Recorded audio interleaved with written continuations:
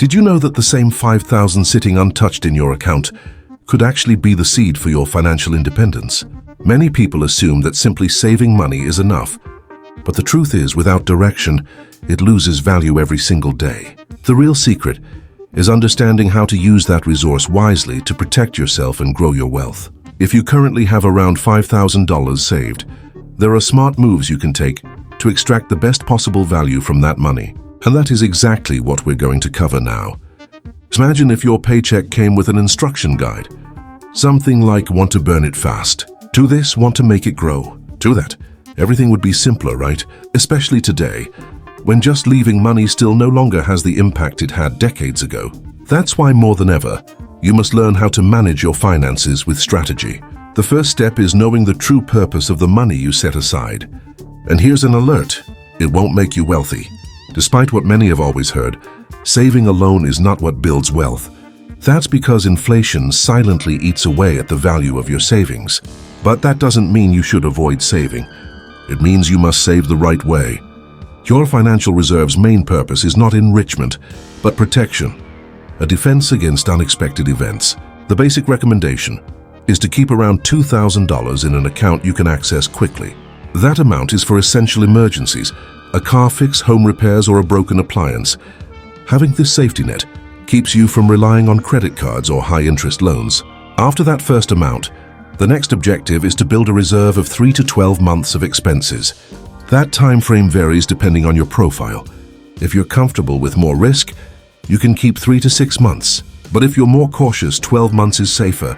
For example, if your monthly spending is $3,000, your reserve should be between $9,000 and $36,000.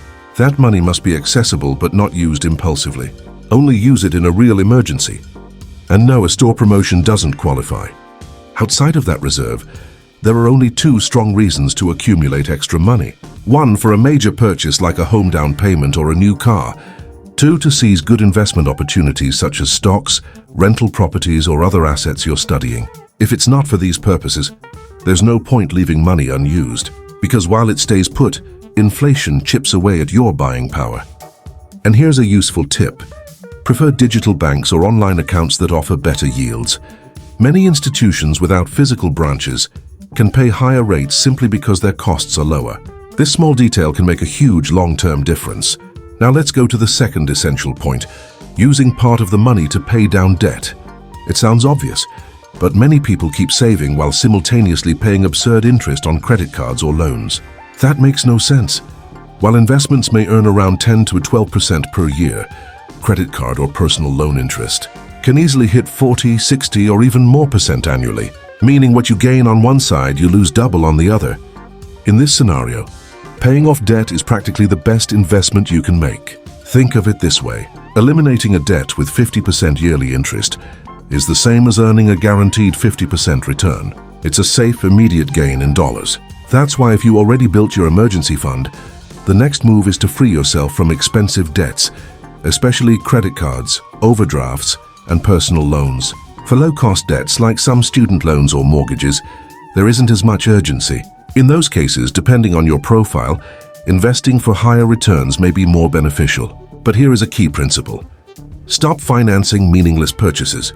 Buying things you don't need with money you don't have is what keeps people trapped in debt. If an expense doesn't bring financial return or isn't essential, it shouldn't be paid in installments. And remember, every dollar you save from interest is a dollar that stays with you. These are the first 2 essential steps for anyone who already has savings. Build a strong reserve and eliminate expensive debts. But if you're still here, I have 3 more steps that will truly put your money to work. Because money standing still does not create freedom. In the end, that's what we're all after: freedom. The financial freedom to choose your lifestyle without relying only on your monthly paycheck. If you leave the same $5,000 in an account that pays close to the basic market rate, after a year, you'll have around $5,600. It's fine, but still not much. Now, if part of it is placed in assets that grow above inflation and actually multiply your money, everything changes. That's where real investments come in. Stocks, real estate funds, ETFs, cryptocurrencies like Bitcoin, or even equipment and tools that can bring extra income, depending on your risk profile. But where should you start?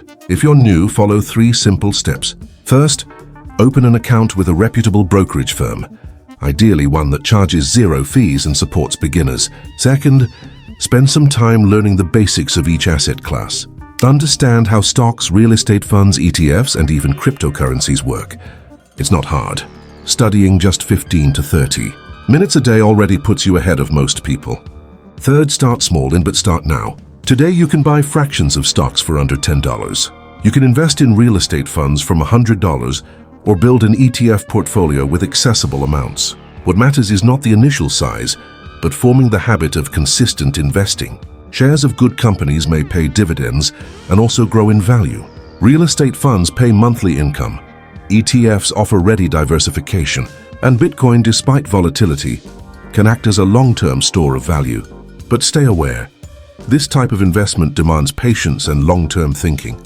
An example of allocating the $5,000 could be $1,000 in solid company stocks, $1,000 in real estate funds, $1,000 in major index ETFs, $500 in crypto, and the rest kept for emergencies.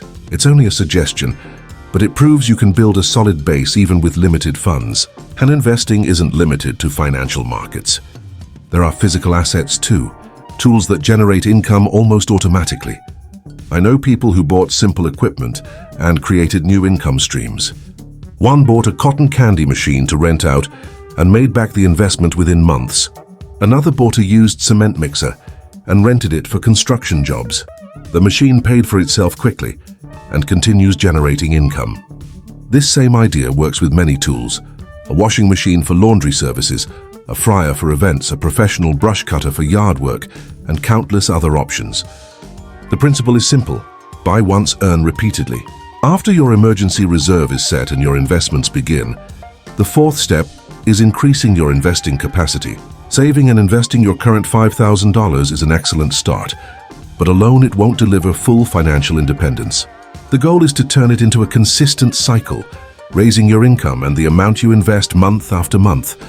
You can do that by taking side jobs, selling products online, teaching, offering services, or creating content. Another option is improving your skills. The more value you offer, the more you can earn. It may also be worth revisiting your career path, looking for more profitable fields or negotiating better conditions. And any money that comes in and isn't needed short-term should be reinvested. That's how compound interest truly works. The fifth step is protecting what you've built. Many people start well, build some wealth, then lose it due to lack of care. That's why you must avoid miracle returns. If someone promises 10% per month without risk, be cautious. It's probably a scam. Also, take care of your physical and mental well-being.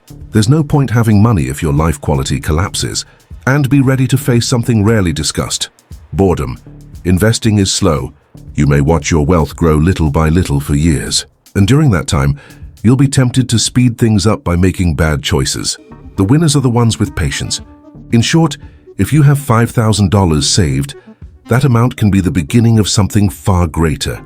Use part of it to form an emergency fund. Pay off costly debts. Start investing consistently and with strategy. Increase your earning power and protect your progress. If you follow these steps, those $5,000 won't just be money sitting still. They'll be the first step on your path to financial freedom.